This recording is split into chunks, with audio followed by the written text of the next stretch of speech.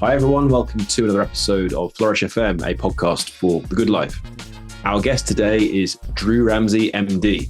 Drew is a leading board-certified integrative psychiatrist, best-selling author, and leading proponent of nutritional psychiatry and mental fitness. He served as an assistant clinical professor of psychiatry at Columbia University, Vagelos College of Physicians and Surgeon for 20 years. And he also founded the Brain Food Clinic in New York City, which is a digital mental health practice, and Spruce Mental Health in Jackson, Wyoming. Using the latest research along with decades of clinical experience, he hopes to help people improve their mental health and build resilient mental fitness. His books have helped establish nutritional psychiatry and explore the connection between food and mental health.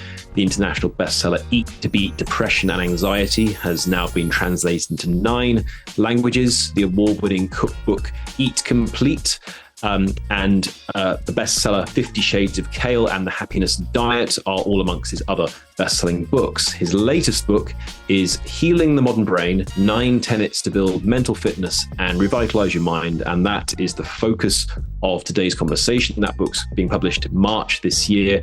And we focus on what mental fitness is and how to most effectively build it. Nick, what did you enjoy most about our conversation with Drew?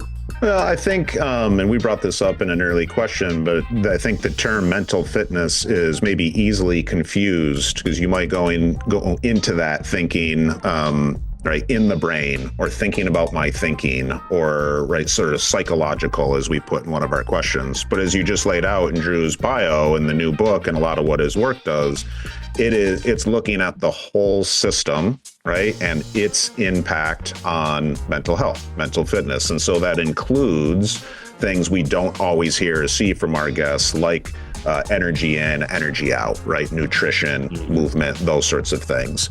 Certainly we've chatted about sleep a little bit, but that's going to be included in there, right? And then some of those other components he includes in what he calls his 9 tenets, besides just the body focus, we talk more about, we see in certain models of human flourishing, but I think he speaks to them in slightly different ways, given his background as a psychiatrist and an MD, which, as we point out, is he's only our second guest that's kind of coming from that lens. So I just thought he brought kind of some fresh perspective to some similar topics and tried to make things very tangible and consumable for our listeners. Absolutely. So this is 9 Tenets to Building Mental Fitness with Drew Ramsey, MD. We hope you love it. All right, Drew, welcome. Thank you for joining us. How are you doing? I'm doing great, John. Nick, it's just a treat to be with both of you. I love talking about mental fitness. Glad to have you here. Yeah, we're about to share that experience with you. Can't wait. So thank you so much for joining us today, Drew. And we've loved reading your new book, Healing the Modern Brain, 9 Tenets to Build Mental Fitness and Revitalize Your Mind. We want to dig in deep to all of that today. Now, in that book, you write at the start that we need a new approach to cultivating mental health. And you argue that we've become over-reliant on pharmaceuticals for treating mental health issues, and we underestimate the power of nutrition and lifestyle choices to build what you call our mental fitness. So let's start off with the basic question. What is mental fitness? Mental fitness, it's knowledge. Mental fitness is around sort of the patterns and the habits and the skills that I argue in the book we all need to do a better job of, all of us, to take care of our mental health in order these days to have a really, enjoyable, mentally sound, healthy life. Mental fitness is about building your mental health and about having things in our day. You gentlemen are both, I bet, physically fit. You've got some things this week, maybe even some things today that it's on your agenda. And all of us can think about that. When it comes to our mental health, we can't do that. Most people don't have a set of things that's like, yeah, this is really good for my mental health. And so the book is about the things I see in my clinical practice as a psychiatrist. They've got a lot of oomph to them in terms of both the science, but also people doing them, and they're having a great yield. So I have it's on topic, but a little tangential, and maybe a lot of our listeners will know this already, but I've certainly come across plenty of people who do not maybe fully understand or appreciate the difference between psychiatry and psychology. And the reason I bring this up is you're using terms like mental fitness, and a lot of the approaches you talk about in the book and other spaces, and I don't want to over silo it, I'm working against that, but would generally be thought of as body as opposed to maybe brain. And I think you are very thoughtfully, wisely, accurately kind of making the argument it's all connected. But being that you're only our second MD, a lot of PsyDs and a lot of PhDs, would you maybe help the audience understand kind of what a psychiatrist does and the connection between that and quote unquote mental, which they might think of as psychology, if you will? For sure. And thanks so much for the question, Nick. Our fields in some ways are so similar, but psychiatry, I'm a medical doctor. And so my training is after college doing 4 years of medical school, really. So doing everything in the hospital and learning about all that stuff and everything in the classroom. And then doing a 4-year adult psychiatry residency. For me, that was at Columbia University in the great adult psychiatry residency program there. And so that gives us a way we approach mental health and really through the lens of brain health. And oftentimes we get pigeonholed. You mentioned not just pharmaceuticals is my approach.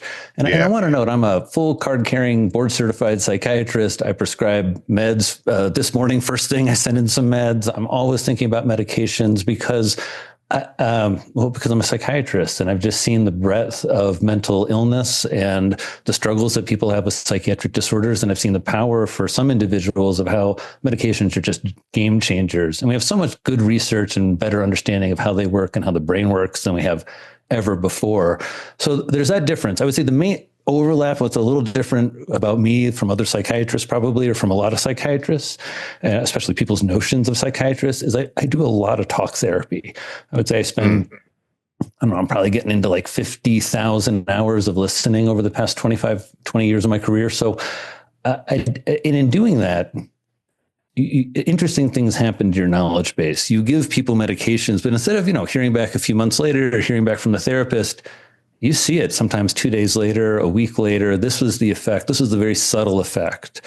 And it allows you to have such and all of us who are kind of in the field who see patients regularly like that, I think a more nuanced understanding of where meds work, where they don't, and then also how the biology of the brain and the mind is influenced by so much of what we do and what we imbibe, whether it's media or food. So that's a long-winded answer of the difference. No, it's great. Yeah, it's perfect. And I think it helps set up all the content we're going to cover. It's great.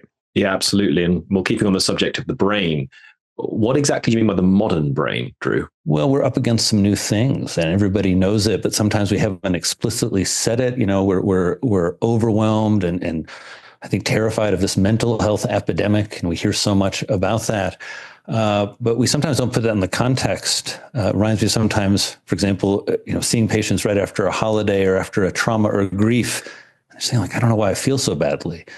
The modern brain is up against some new stressors, and whether that's social media and the screens, which we hear so much about, or that's our sedentary lifestyle. The majority of people are just spending most of their time sitting, whether that's our nutrition, right? 73% of all calories taken in are ultra processed foods, right? And more we tie these, especially, to sugary kind of empty calories, the opposite of what nutritional psychiatry, when we think about food for the brain tells us. Microplastics. Nobody's had a brain full of microplastics before. Now, who knows what that does? I don't want to be a fear monger, but that's new. Digital relationships is new, right? I'm a clinician and therapist. I see patients all over the world now when they're traveling or in their house. I meet their pets. So there's a whole set of new challenges that we're up against, relationally, interpersonally, biologically, chemically, and environmentally. And I wanted to pull those together in Healing the Modern Brain and really encourage everyone to, hey, you are all up to this. There are things we all need to do, things that we can do, some things we know about. I think some things are really surprising to people that are impacting our mental health. It's a daily kind of mantra ritual request because your modern brain needs it. I think that's what's modern. There's urgency. There's new chemicals, new molecules, right? And there's just new relational and psychological challenges. Just think about all the images, everyone listening, think about all the images that you have seen from around the world, just keeping up on the news, just being an active citizen in the past year. That's new. Mm-hmm. So I take it this is why mental fitness is also really important today. Is this the main reason, or are there other reasons too? I think this is the main reason. I think the other reason is I worry that people have reduced mental health to something they don't want to have problems with. right? And if they do, there's somebody going to creep towards a clinician. They're going to come and see me when they, quote unquote, hit rock bottom. I came to see a doc because there's nothing else. And that's a horrible way for us to be approaching modern mental health. No one should be doing that. We should think about mental health professionals as allies and collaborators. We should think about our mental health as something we really want to be dialing in. Optimizing is what I encourage you to think about, no matter where you are, whether you have depression or anxiety or whether you've never had those types of symptoms. What can you do to really take optimal care of your mind and your brain in the face of these modern stressors? And that's, in some ways, really what the book revolves around. You noted I'm a psychiatrist, and so it revolves around some of the newer principles I feel people often haven't heard about. When they hear I'm a psychiatrist, people think about Prozac and serotonin and the meds. Those are all very cool subjects, but they often aren't thinking about neuroplasticity and brain growth or inflammation. We know, so that's inflammation calling me right now.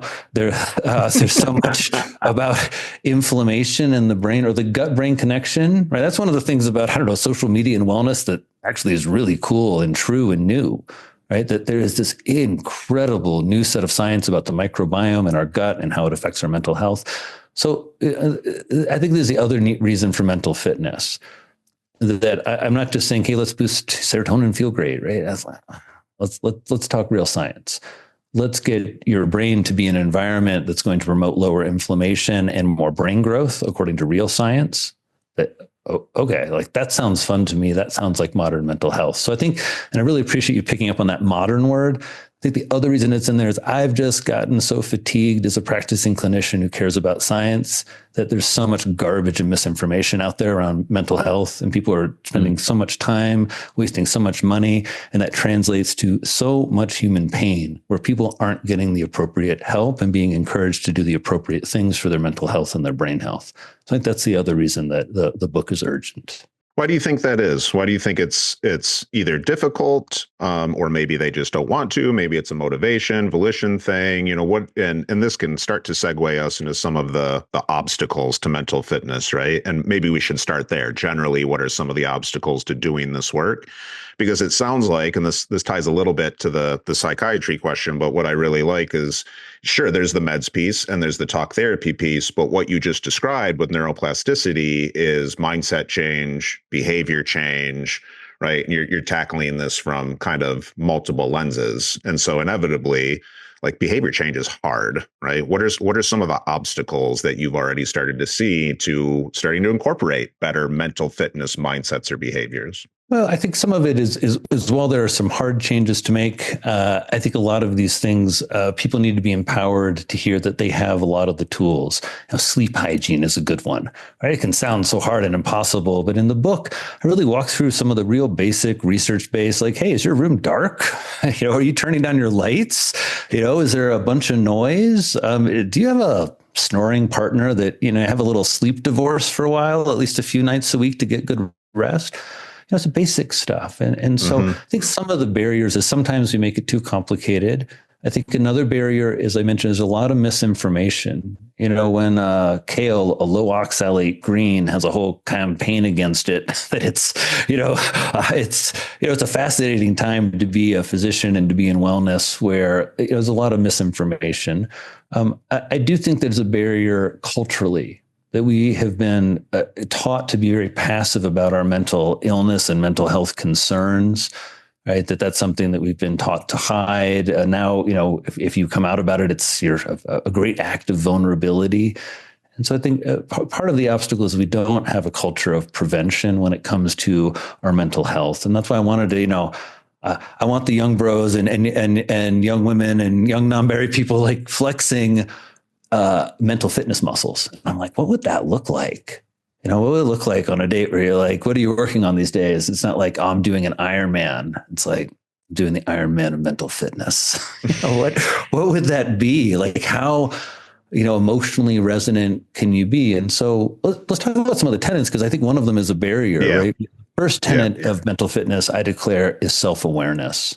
And that we have a crisis of self-awareness, like knowing who we are, what we're about. I think particularly the part that's hard for all of us, what our challenges are and how to stop externalizing, looking to, the causes and the problems, and really getting to the notion of how we're going to solve the things in front of us for our lives. And so, self-awareness, I think it can be a challenge for a lot of people. It's something, as a therapist, I really get to sit with, that having more awareness, helping people with maybe some of the words they're choosing, or some of the body language they're giving off. Those are maybe more subtle things, but self-awareness can be a barrier, and working on that, understanding who you are, how you're a unique individual in this mental fitness journey, and you're going to have a unique and very cool mental fitness plan, might not look like other people's, because of your self-awareness of who you are, what you like, what you're preferring. Sure. So you've introduced since you've set us on the path of these 9 tenets. So just to state for our listeners and our viewers. So in the book, Drew outlines 9 tenets for building mental fitness and revitalizing our mind, mental resilience as well. Do you want to walk us through the other 8 tenets after self-awareness as well? Yeah, I'm sure I'm happy to walk you through all the tenets of the book. I'm worried I haven't answered the question of really enough of, what are the barriers to people doing this? We can go back to that then if you want. And I'm wondering what you guys think are the main barriers, and what the listener thinks. Yeah, just to summarize, I had culture, right? I had misinformation. I had lack of self-awareness. I would certainly agree with all of those. I don't know, John, would you add any to those? Just sort of, anecdotally, if you will, from what you're seeing? I like access. I like the emphasis on self-awareness in the book, and I wonder how this isn't in the kind of questions we were thinking about, but now that we're asking about it, I wonder if there's a connection between that and distraction in general, and not really spending enough time in the kind of deep self-reflection you need to become self-aware, partly from technology, but not just that, just technology hurt. I sat down to journal today to get ready for this, and 45 minutes later, I'm like writing a witty comment on someone else's Instagram post. It's horrible. It's the attention economy as we're now in, and how much of that might actually be a blocker to self-awareness, because huge blocker, a huge blocker. And I think we're talking about one of the obstacles that we just want to name to put a pin in. Everybody listening is thinking about it, which is this, let's call it like inflammatory or toxic environment. And there's lots of different ways to put that. We've talked a little bit about the nutrition, right? One of the obstacles is, cheap, tasty food is really often bad for you. Like French fries kind of make your brain a little leaky with the acrylamide, according to some animal studies, for example, or, just looking what people are consuming, looking at the kind of metabolic destruction that's caused on our population. So I think there are those ways that as we move towards efficiency, towards cheap and easy, towards tasty and delicious, we begin to enter into, some obstacles to us really taking a step back and reclaiming the self for the good of community, right? Like the reason to have self-awareness and, and as we'll talk about these tenets, they lead you someplace, right? They lead you to the last tenet, which I'll tell people now, which is around having more of a sense of purpose in your life, more of a sense of clarity, right? Waking up instead of anxiety and sometimes terror, who you are, why are you here, what's it all about, what should I do next, right? Of, having a much more calm, grounded sense of who you are, why you're here, what you're doing, and then mental fitness giving you really all the tools you need to get there. Great. So this is perfect. We're bringing them up organically, but I just want to kind of name some of the ones you've hit on already, in some cases multiple times. 9 tenets: self-awareness, nutrition, sleep, and purpose. So far, right? Those are the ones we've hit so far. And I want to do, in some ways it's the tenets of what's called lifestyle medicine or lifestyle psychiatry. Thinking about sleep, thinking about nutrition, thinking about movement. So I call it movement, everybody. I don't call it exercise because, and as I say in the book, I part of this maybe healing the modern brain is that modern world is doing strange things to how we think about our gorgeous, amazing, beautiful, strong, resilient, flexible body. I think anybody who has any medical training or all the trainers listening, right? You just think about things like the shoulder joint or the hip joint or how we heal. It's incredible. That's kind of gotten reduced down to getting big muscles and eating a lot of protein. Like 2024 was the year of like as much protein as your kidneys can tolerate, and the bigger your muscles, the better everything. it's based on, in some ways, kind of a fairly reductionistic ideas about our bodies. Sure. I get into some of the fun studies about movement in the book. It's really exciting when you begin to think about, if as a psychiatrist, I've got some arrows in my quiver, to shoot at this mental illness. One of them is movement. And if you look at movement exercise compared to Zoloft and antidepressants, sertraline, they're about equal at 18 months. Yeah, very famous findings. Yeah, very famous finding, right? And there's lots of kind of ideas and reasons and functions behind this. But like exercise, like nutrition, exercise is what we call like a multimodal functioning intervention. And when I give you more food, boy, I'm giving you more phytonutrients and I'm helping your microbiome and I'm giving you more omega-3s and magnesium and less sugar and all this stuff, right? Same thing with exercise and movement. So we go over some of those studies. One of my favorite is a meta-analysis looking at all of the antidepressant effects of interventions and finding, it's not exercise that's the tops, it's dancing. And what a fun recommendation, right? Because we're always like, you should be getting 150 minutes of exercise per week and a mix of aerobics. It's like, oh, yawn, so boring, right? Like throw down, like go out late tonight, like Dan. And I see this happen. I treat a lot of cool young hip New Yorkers over by, you see people like come back on Monday and it's like, hey, you got a little spring in your step. What's going on? It's like, I was at a music festival. I guess people would think maybe it's other things affecting their mood, but I'm pretty convinced. I'm pretty confounding variables. It's the dancing. And what do we do at weddings? We dance. What do we do when we're in a really good mood and we hear our favorite song? We dance, right? And so those are the types of ideas that I hope where the book is really helpful, right? Healing the modern brain. Hey, if you want to lift and get big, great. But I really want you moving and enjoying your body and all it can do for you. That's been really meaningful for me personally. All these, I tell some stories in the book of my own, I guess, evolution as a kind of athlete and moving person, just, as I try and share some of how food and nutrition have helped me and my patients. And so movement was certainly one of them. To get into, I would say the non-lifestyle, the more, psychiatrist and therapist part of me, which was really important for me in this book to be explicit about. Such a big part of my life is a physician, sitting with people and thinking about connection. And we've had such a wonderful run. We should give a shout out to Vivek Murthy, who our Surgeon General, who's alerted us with this 2023 Surgeons General, 2024 rather, Surgeons Advisory, right, about the loneliness epidemic, saying I think it's like over half of Americans report feeling lonely. And that has massive implications. Again, as you noted as a psychiatrist, the biology of it, the idea that when you are isolated, your inflammatory factors go up. What happens when inflammatory factors go up? Mood goes down. We want to isolate. We feel sad. We don't feel like we belong. Right? Yuck. Like that's not what we want. So connection and again, in the book, really being explicit.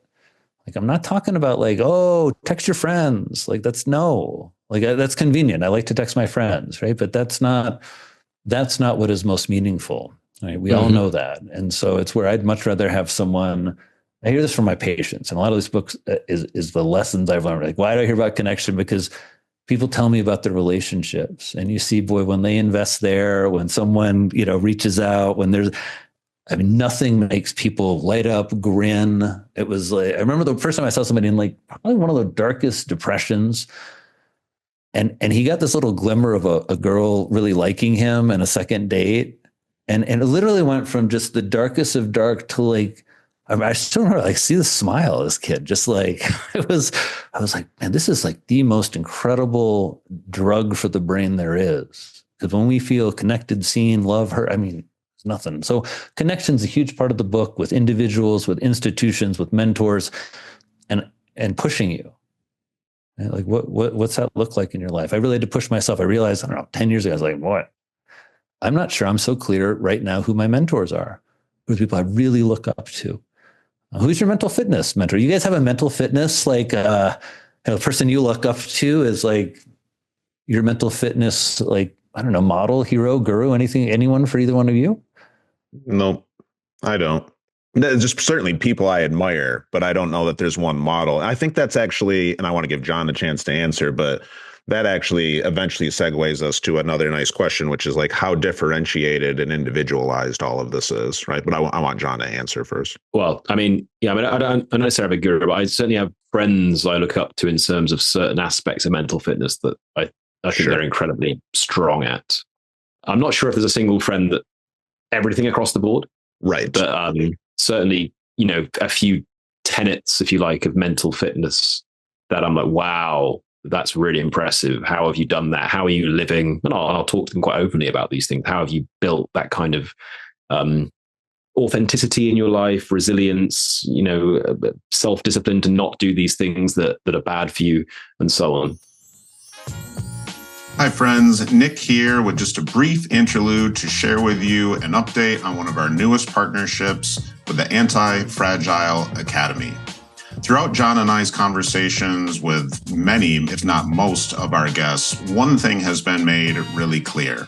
In order for people to flourish, thrive, experience the good life, they need to develop the capacity to not only navigate and endure, but ideally grow from the bad, grow from unpleasant experiences. That's why we're thrilled to be partnering with our newest sponsor, the Anti-Fragile Academy, an organization that I co-founded with Dr. Adam Wright, Director of Mental Performance for the Washington Nationals. At the Anti-Fragile Academy, we work with adolescent athletes, executives, and educators to help them understand some of the science, not just of optimal performance, but of well-being and anti-fragility. The ability not only to endure and bounce back from unpleasantness, but to actually come back stronger, to grow from it. Between Adam and I, we've worked with Fortune 100 companies, Inc. 300 executives, Division I programs, and elite professional athletes and Olympians from all over the world.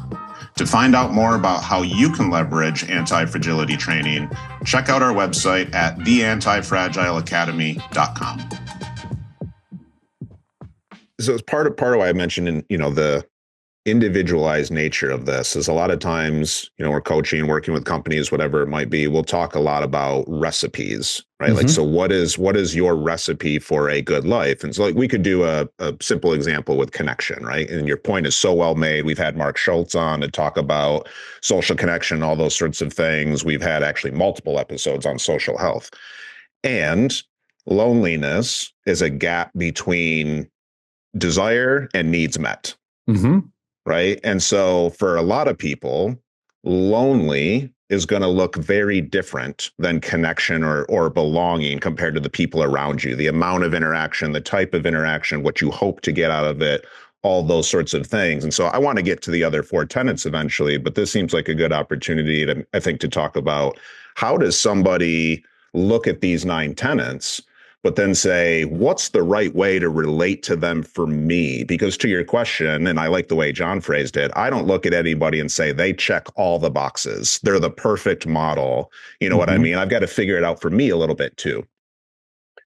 Where to start is always a great question. And I think in some ways that's where I start with self-awareness, because it's an easy, start to journaling, and maybe a way through the connection model to think about that is if you're feeling disconnected from the self, lost, kind of unclear who to trust, really, struggling, starting with, a bit of the self, what you need, writing to yourself, more than just reporting that kind of Dear Diary, this is what we did, but hey, this is what I'm feeling. This is what I need. There are some journaling prompts in the book. And in terms of which tenet to start with, I like people walking through the book and the tenets in a little bit of the way that, if you don't have sleep and movement and connection, at least on a simmer or in an okay spot, reasonably healthy, it's hard to have a sense of purpose or engagement, or do what I think of as some of the harder tenets that we haven't mentioned yet, like unburdening. Like you shouldn't start there. If you've really suffered from massive trauma and you are not in a spot of let's call it some mental health or some mental fitness, I wouldn't want you to start with a deep unburdening. I want you to get the other ones cleaned up first, because getting more avocados and lentils in your life, that is a heck of a lot easier and emotionally more straightforward than maybe unpacking and dealing with significant trauma that you've had. And so that's where I do think it's a really great question, and where you're highlighting the tenets are in some ways set up to kind of at the levels or at the kind of pacing or maybe in a sequence where I often see people doing it in therapy naturally, right? You start with some self-awareness, because I'm your psychiatrist. I'm going to ask you about what you eat, because I do with everyone. And I'm going to give some general ideas of both as we work in nutritional psychiatry, food categories that are really important for mental health, but also I'm going to want to know about you as an eater. If you're like all gung-ho, super keto guy, like I'm stoked to treat you. There's a lot of cool data out there. It's interesting. I want to know how you're checking your lipids. I want to know what you're eating. I want to know who's your influencer. And when we think about movement, again, that if my office right here in Wyoming is right by the National Elk Refuge, which is just amazing. You're in town and then suddenly you're just in the middle of an elk herd. It's really, it's an amazing experience. And so I'll encourage patients sometimes, hey, I think you just need to start with like 20, 30 minutes, like just down the block and back. Because movement, again, it's accessible in here for us. Sleep, again, something we've got to get right. Connection, we've mentioned. And then, a couple the ones we haven't mentioned yet, just to round out the 9, we haven't talked about grounding. And again, grounding is one that it's a little later in the book, but it's an easily accessible one. It's one that it's about nature, and nature is everywhere around us. Nature is in this room, this plant behind me. If I got into a more mindful state, I could go and sit with that plant in a way. And the data suggests have some of the same benefits of forest bathing. Or let's say you're stuck on a flight, you're in a real bad spot. There was a meta-analysis of all the forest bathing studies. You know what it showed? It shows if you, this is not my favorite, but if you do a virtual reality like forest tour, you get some of the same mental health benefits. It kind of settles your brain down in some of the same way. Or in the book, I mentioned Eskenazi Hospital, which on the entrance to the emergency room, the CEO there is really intent. Lisa looks at, I'm forgetting Lisa's last name, which is horrible, but she is sort of helped design and think about this hospital according to some data that shows, just seeing green spaces, seeing nature settles us down. So as families are going into the emergency room, she just wanted to add whatever she could to the hospital design to just try and tilt things a little bit towards people being more grounded, more settled. And so nature is in the book. Nature is all around you everywhere. And to really take that in. And in the book, I also encourage some big nature experiences. Again, in some ways, I would say based on my own psycho-spiritual journey as a farm boy of going from New York to, as I talk about in the book, I go back and my family and I live on our farm in really rural Indiana and are there during the pandemic. And then now I'm kind of in the middle of a national park in Wyoming. And so nature is a huge theme in the book, and again, one of those things that is very accessible. And then we talked about unburdening, we talked about purpose. I think we've gotten all those 9. Engagement. And when you're asking where to start, I hope there's a natural sequence in the book of, it's easy to journal with the prompt today. It's easy to go for a walk in nature. And then I hope there are some parts where as people want to dig deeper, and sometimes the way to do that is get these things going and really meet with a professional, because part of self-awareness is maybe you have some, deeper work that isn't just work with you and yourself, that it's really going to be assisted with another person. But my hope is that people get started, and I end the book with this notion of, hey, we need a mental fitness revolution, everyone. Our country needs it. The modern world needs it. You certainly need it. And you can start exactly where is right for you. You can start today. It could be a mix of these things. And by investing in them, the science is very clear. It leads to a lot of brain benefits and a lot of mental health benefits.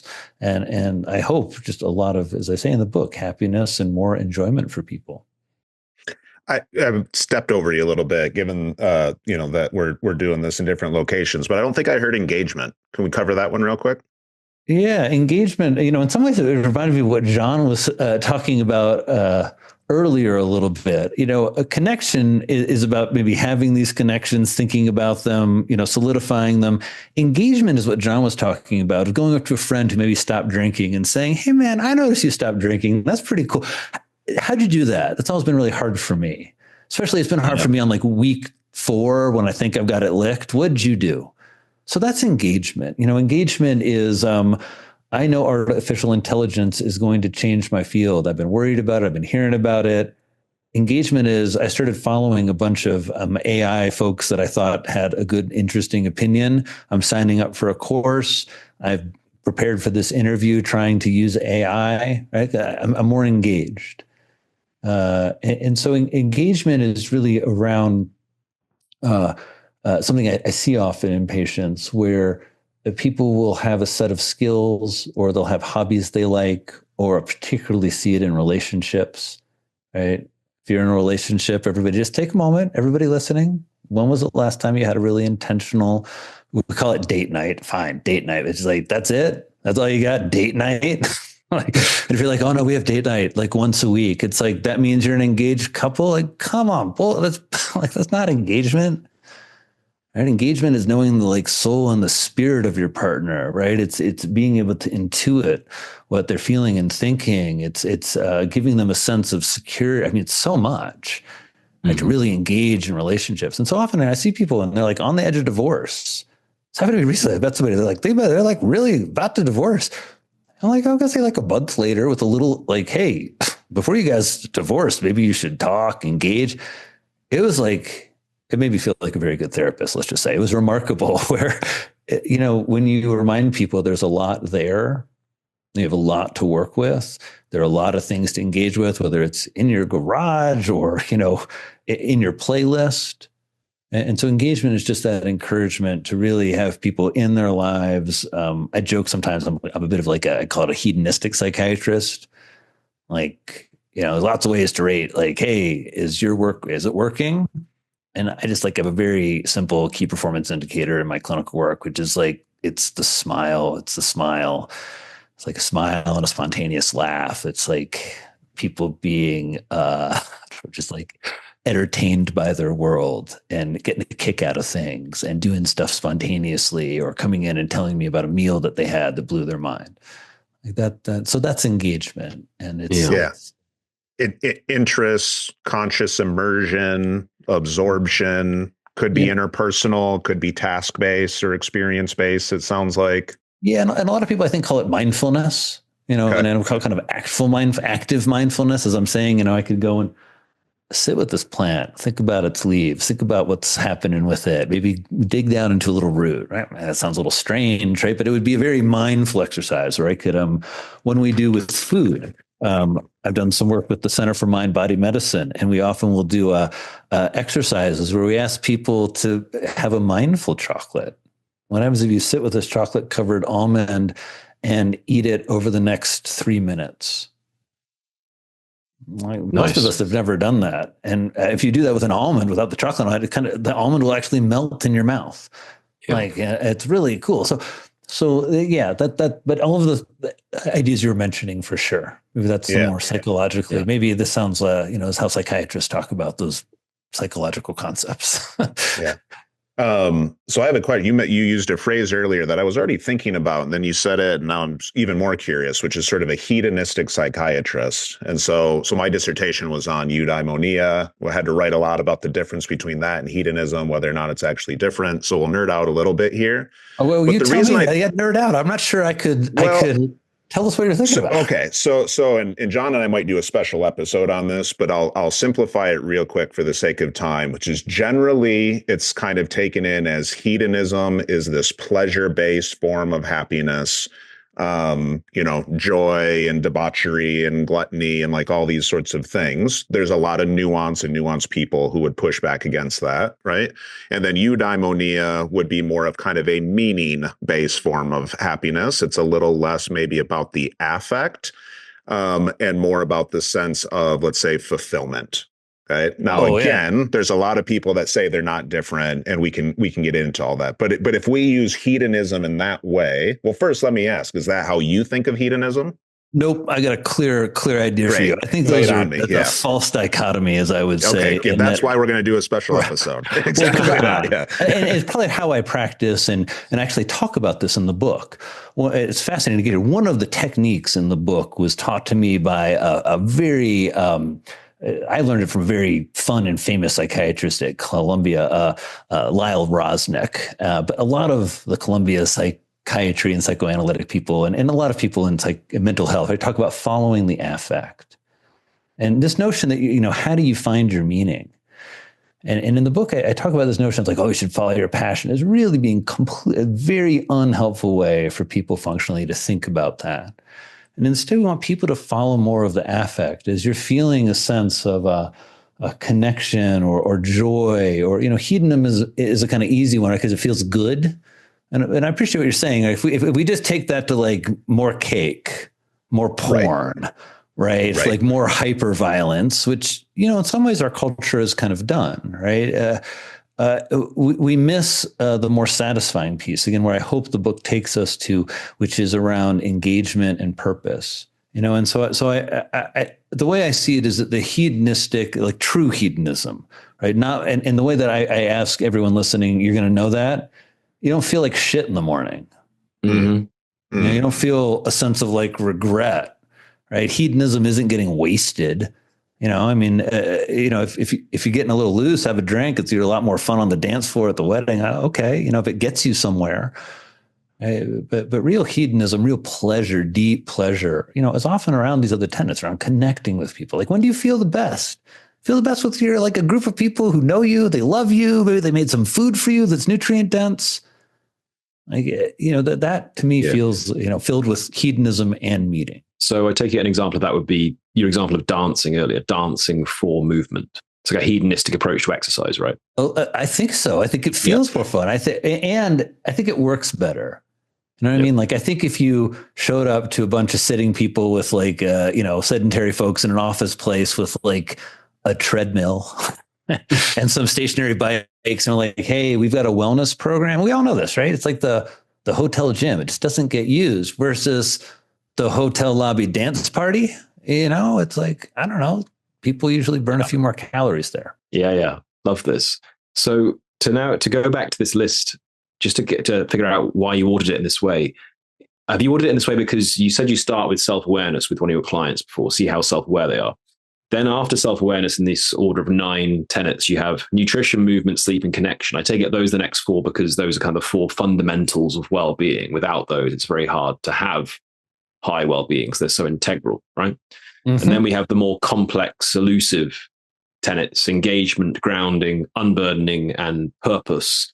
I take it those come later because they are elusive, complex, and like you said, it's hard to identify your sense of purpose in life if you lack good nutrition, movement, sleep, and connection, because, as it were, your fundamental needs aren't being met. I think so. And I think it also harkens back to my being a physician. And there's a certain aspect of mental health concerns that have to do with bad habits.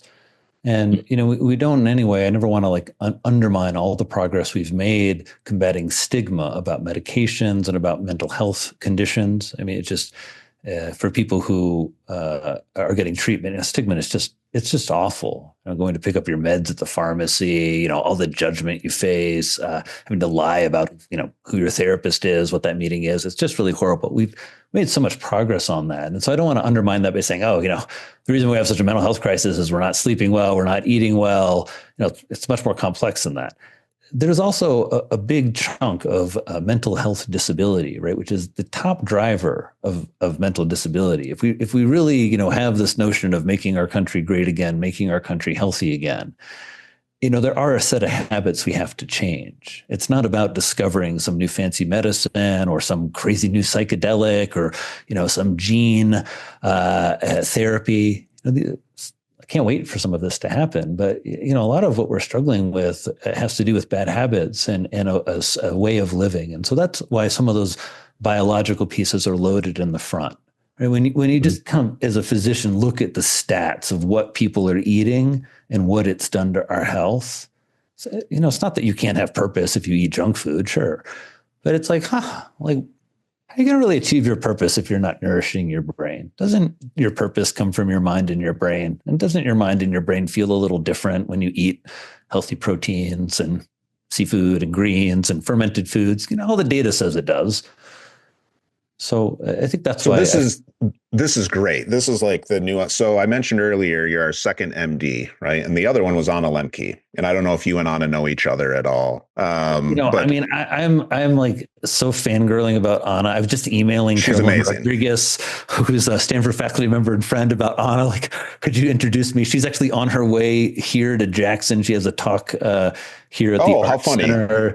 She's one of the psychiatrists really out there. Everyone doesn't know Anna. I think she's the chair at Stanford. She runs their what's called dual diagnosis clinic. And so her focus clinically is on psychiatric disorders and overlap with substance use. She has this great book, I think, called Dopamine Nation. That's why we had her on. Yeah, she's incredible. Yeah. She's really one of those amazing psychiatry physician leaders. I'm a huge fan, obviously. Great. So here's the she's the setup for the question, right? And so I like your phrase earlier, sort of like following the affect, right? Or using the affect to inform. And as you probably know, right, Dopamine Nation, she's looking at the dopaminergic system. And she basically, people can look at her previous episode, for the spoilers, but she's basically saying you really ought to be seesawing or sort of teeter-tottering that system and saying no to some things that bring pleasure. I think sometimes but my question is kind of, should we be saying yes at times? And how that vibes with so if I take follow the affect and I say, last night I had halibut and I had quinoa and I had cabbage and veggies. Cool. Mm-hmm. And you know what? I woke up wanting a damn bagel with some bacon and some eggs on it. Okay. And so like in these situations, if I'm following the affect, did I feel better, quote unquote, objectively in the body eating the healthy meal versus like the psychological pleasure, going back to hedonism, of saying yes to the French fries or the junk or the whatever it might be? And this is why I'm bringing Anna in is it sounds like, I'm not trying to pigeonhole you to a model or aggression or how to weight these things, but it's tricky, right?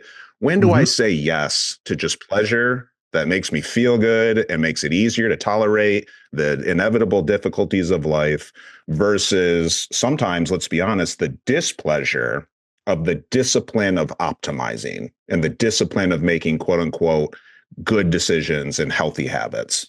Yeah, so welcome to my couch. This is why it's really fun to be a psychiatrist and a clinician. And, I would love if Anna hears this to think about those clinical moments where we get to sit with that, and you as an individual get to decide that. I think you're noting a few good things. As I said, we can't you judge some of this on how it makes you feel over weeks and hours and months. I think all of us, as we get wiser, I turned 50 recently. As you get older and wiser, things like saying no or making, better choices or engaging in more self-care in some ways gets easier because you have a more powerful set of personal lessons on what happens when you don't.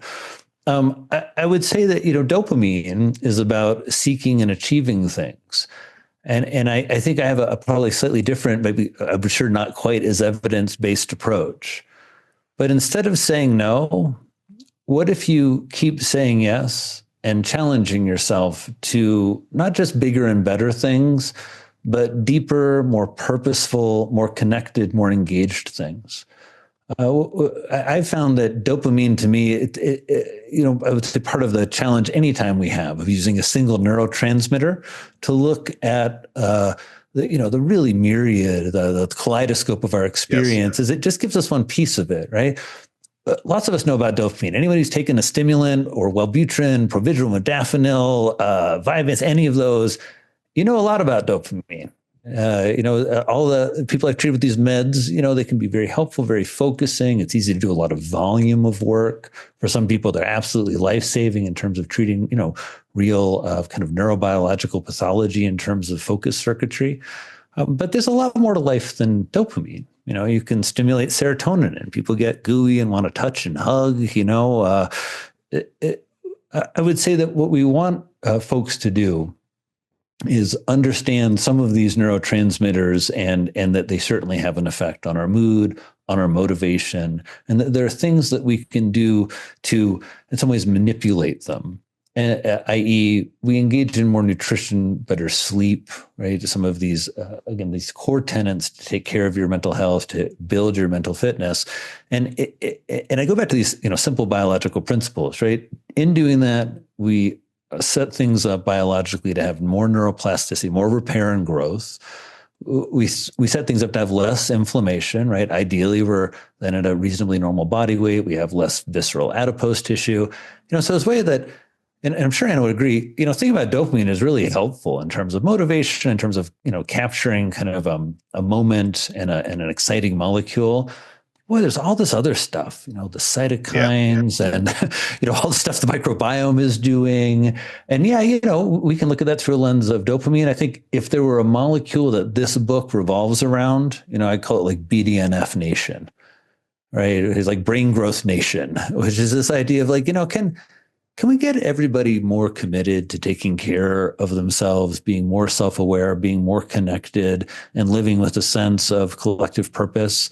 Like, I just feel we so desperately need this. It's as a person who, spent the last 20 years in some of the most progressive corners of New York and in some of the most conservative parts of Wyoming and Indiana. I've just kind of been devastated to see what's happened to us. And so I hope in my own little small way that mental fitness and asking people to seek, this notion of meaningful hedonism is a wake-up call that, it's there for you. It requires discipline and structure. There's real science behind it. And we need it more than we ever have. Great. All right. Thank you, Drew. So we do have a final question, but we can ask it to you in a particular way. That's okay. Got all the time in the world for you, gentlemen. We have like a signature question, but there's a way we can ask this given something you talk about at the start of your book and the time of year we're in now, early 2025. So early in your book, you write that we can alter our habits in ways that optimize our mental fitness and consequently improve our mental health. And you add that we can take targeted actions in our day-to-day lives to make our brains more fit and resilient, even in the face of chronic stress. So, as we enter this year, what's a habit or behavioral change that you'd most recommend listeners to do to build their mental fitness and resilience this year? I have 9 tenets in the book, everybody. So, I don't feel like I can give you a goal for each one, but I'm going to give you more than one just because I'm a generous psychiatrist. And so the one that I'll tell you is really helping me, like really transformationally helping me over this book launch. This is a very personal book for me to write. Probably of all the books I've written, definitely I've never written about my farm. I've never written about my patients in this way, which is really some of the most meaningful relationships in my life. And so I found journaling and, kind of really seeing my journaling shift from kind of reporting in, this is what's up, to really more sitting with myself and powerful feelings I have, being a little more raw on the page. As I got asked recently by Men's Health, what do I do with the Sunday scaries? And I was like, I like to journal. So I just got to look at it. You really just look. I really like seeing it in my own handwriting and summing it up.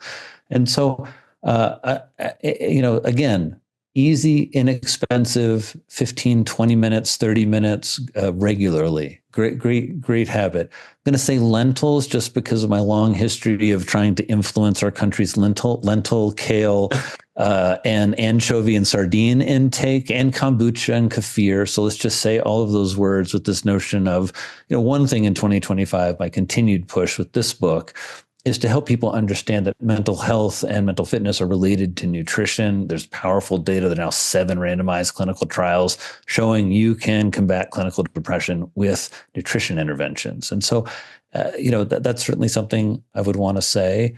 I guess after this episode, we got to tell people, go dancing. Love that. So, yeah. And I want to say let's give a shout out to Daybreaker. I have a wonderful therapist who works on our team. She's been with me almost a decade, Samantha L. Creef. And when we just started working together at this little office in New York, and it was like 2 little studio apartments. And Samantha was starting to build a caseload. She's a Columbia-trained social worker, just wonderful therapist. And she came in one morning and she looked particularly glowy. And, I tried to be a professional boss. Like I didn't want to say you look glowy, but then it's like a little glitter on her face. I was like, oh, Samantha, do you have a little glitter on your face? And she blushed. Yeah, I was dancing. And I was like, oh man, I'm gonna have to have a talk. Samantha, you can't go out dancing all night before you work. She says, no, I went to Daybreakers. And it's this 6 a.m., 6:30 a.m. sober dance party. And, one of those things that, again, most people would never think about doing. But boy, I bet if you go to a dance party at 6:30 a.m., I bet you've got a big grin at 7:30 a.m. So I would say that, in things of 2025, there are 9 tenets. And I think in each of them, the hope is to give you a framework, right? To give you a way to think about, where should I have goals in my life for my mental health? I'd want you to have some goals in 2025 about getting out into big nature, or maybe planning an adventure. We're talking earlier about Nick, loving the national parks, and wanting to get out and see them. Maybe there's something in that for you. Maybe it's just about connection for you in 2025. I've had years like that where it's literally just been about, I'm going to sort out this mentorship thing. I'm going to reconnect with some friends who I haven't spoken to, and so I hope that everyone listening really went through the tenets. Maybe something stuck out for you in that way. As a therapist, I'm always hopeful that our next step, our goal, our progress, it really comes from you.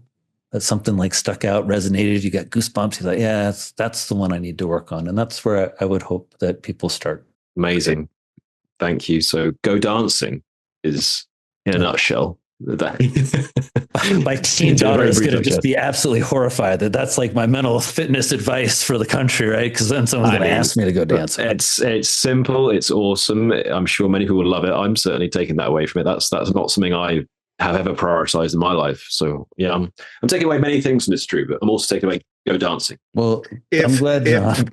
If beyond dancing, people want more thoughts, more ideas, more strategies, more information, obviously, right, there's the upcoming book.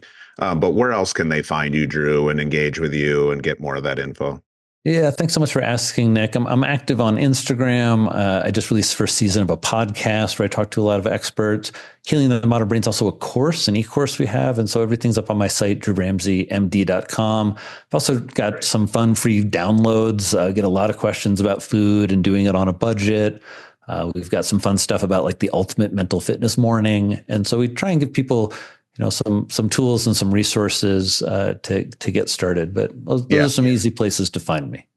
Yeah, a lot of good stuff on the website. We'll obviously make sure that's linked in so it's easy to access. But yeah, a lot of good zero-cost content for sure. Well, thank you both so much. It's just a treat to talk with both of you about healing the modern brain and just to, really feel the book come alive in this interview. I really appreciate it. And it's really a fun way for me to start 2025 and be thinking about the book and coming launch. So thank you so much. We appreciate it. Thank you so much. Yeah, we've loved this. We loved your book. So we hope you've all enjoyed listening to and watching this as much as we have. This has been 9 Tenets to Building Mental Fitness with Drew Ramsey, MD. Thanks so much for listening to Flourish FM. We hope you enjoyed the content. Please be sure to leave us a 5-star review and hit that subscribe button wherever you listen to your podcast and on all major social media platforms. And if you visit our website, flourishfmpodcast.com, you can sign up to our newsletter. We send out a weekly newsletter. First newsletter of every month, we share a long form blog, and every newsletter, every week, we share highlights from our previous episodes. Please hit subscribe on our website.